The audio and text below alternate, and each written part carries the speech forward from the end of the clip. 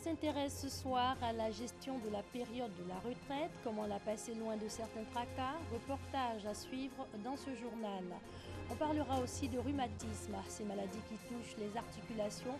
Ce 12 octobre est consacré à la journée mondiale des rhumatismes. François Hollande, alors président de la France, proclame à Dakar au Sénégal la fin de la France-Afrique. C'était le 12 octobre 2012.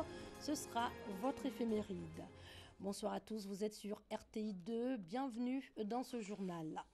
Le travail aujourd'hui, mais demain la retraite. Pour que cette période soit paisible, comment la préparer? L'Agence de développement durable de Côte d'Ivoire initie un atelier sur les valeurs modernes et traditionnelles du vieillissement. On en sait plus avec Herman Niamien.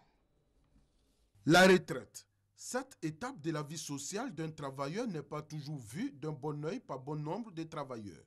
Certains voient en cette période le début de leurs angoisses parce qu'ils ne sont plus en activité et donc exposés au manque de respect de certaines personnes.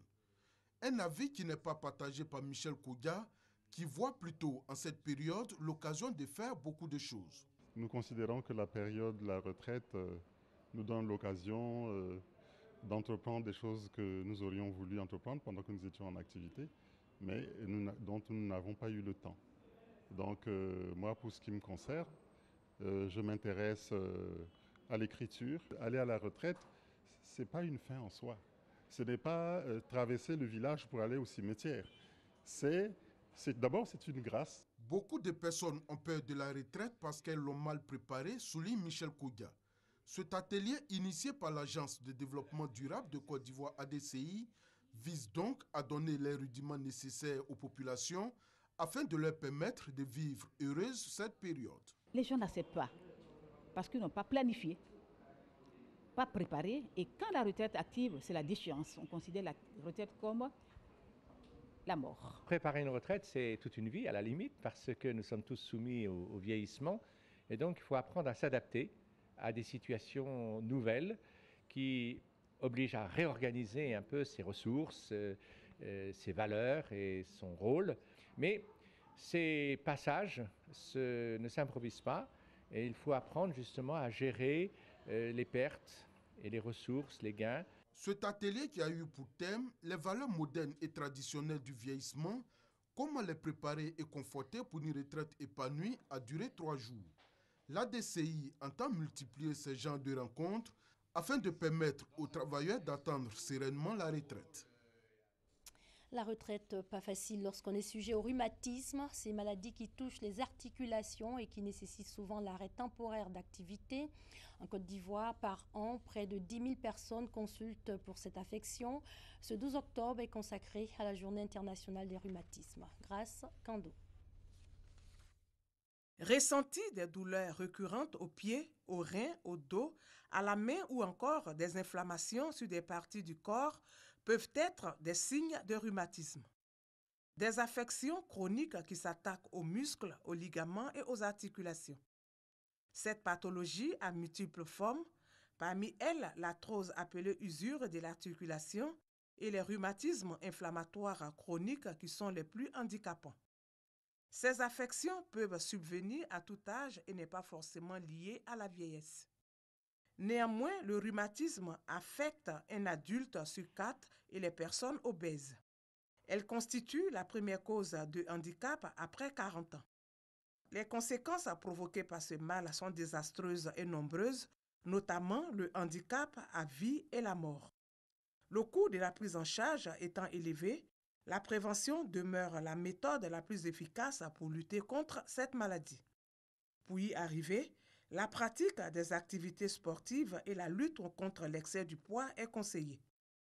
La Côte d'Ivoire compte 15 rhumatologues et 2 centres de rhumatologie situés au sein du CHU de Cocody et au CHR de Boaké. Environ 10 000 personnes consultent pour une affection rhumatismale par an.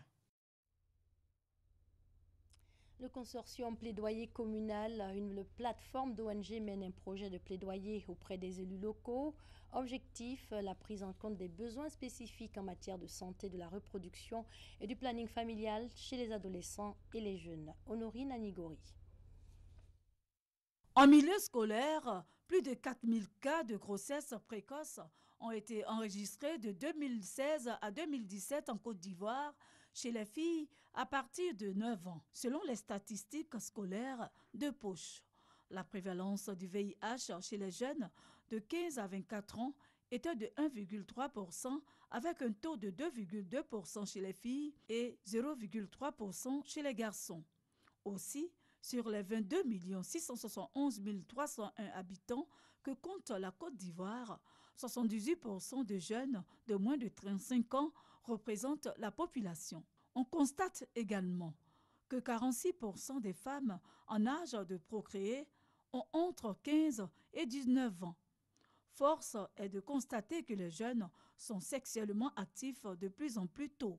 C'est donc pour trouver une solution à la situation de la santé sexuelle et reproductive des jeunes devenue préoccupante dans notre pays que cet atelier de sensibilisation s'est tenu. L'atelier de sensibilisation et de plaidoyer auprès des élus locaux a pour but essentiellement d'amener ces autorités locales à insérer dans leur budget une ligne qui va prendre en charge les questions de santé sexuelle et de reproduction pour les jeunes. Moi, je n'ai pas de copain et je n'ai pas encore eu de rapport sexuel.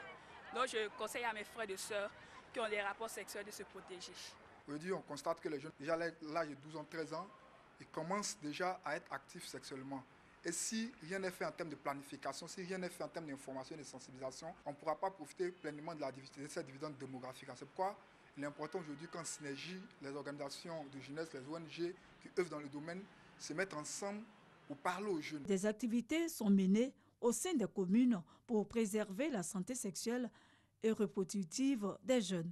Ces enfants sexuellement actifs, c'est important qu'on essaie de voir les communes, qu'est-ce qu'on peut faire pour éradiquer ce phénomène-là. Le Sénégal et le Burkina Faso sont venus partager leurs expériences en matière de la santé sexuelle et reproductive des jeunes. Sensibiliser les décideurs communaux à mettre dans les budgets prochains un montant important pour la prise en charge des serviettes hygiéniques pour les périodes de menstruation de nos filles.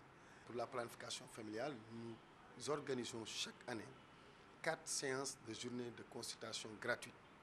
On dépense à peu près 500 000 par séance, ce qui fait, ça fait 2 millions, pour donner gratuitement aux femmes des produits de planification familiale. L'aspect santé sexuelle, avant c'était un tabou, et donc il faut arriver à changer la mentalité des gens.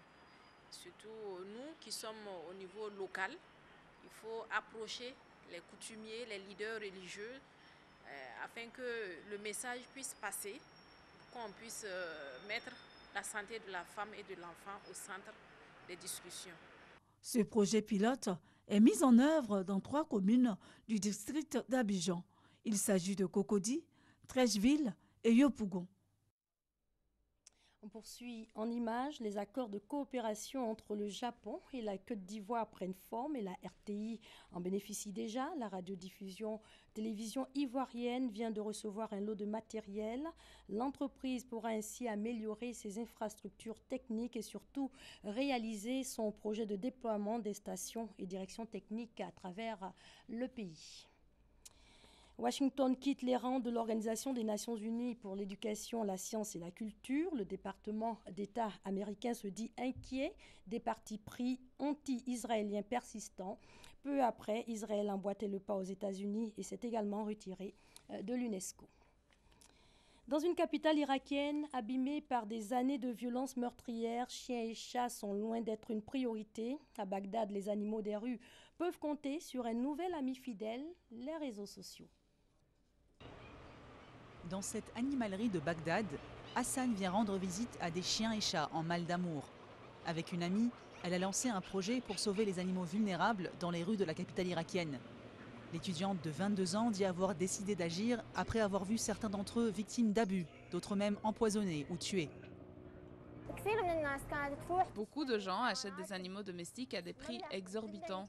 Alors pourquoi ne pas recueillir ces animaux errants, les emmener chez le vétérinaire pour les nettoyer et faire en sorte que les gens puissent les adopter? Le gros du travail se fait en ligne sur la page Facebook du projet. Elle sert de plateforme, photos et informations à l'appui. entre les gens qui recueillent des animaux errants et ceux qui sont prêts à les adopter. Une initiative qui ne fait pas l'unanimité. Nous avons reçu des commentaires négatifs. Certaines personnes disent « Pourquoi aidez-vous les animaux? Ils n'ont pas de sentiments, ils ne comprennent pas. Il y a des choses bien plus importantes. Vous devriez plutôt aider les gens. » En Irak, de plus en plus de gens utilisent des méthodes similaires pour venir en aide aux animaux errants. Ces vétérinaires dirigent une clinique privée et une association pour le bien-être des animaux. Et pour eux aussi, les réseaux sociaux sont un outil essentiel. La plupart des animaux que nous recevons ont été victimes d'abus. Ils ont été heurtés par une voiture ou maltraités par des adultes ou des enfants. Les enfants doivent apprendre à aimer les animaux. Ce sont des animaux locaux. La société doit elle aussi apprendre à les aimer.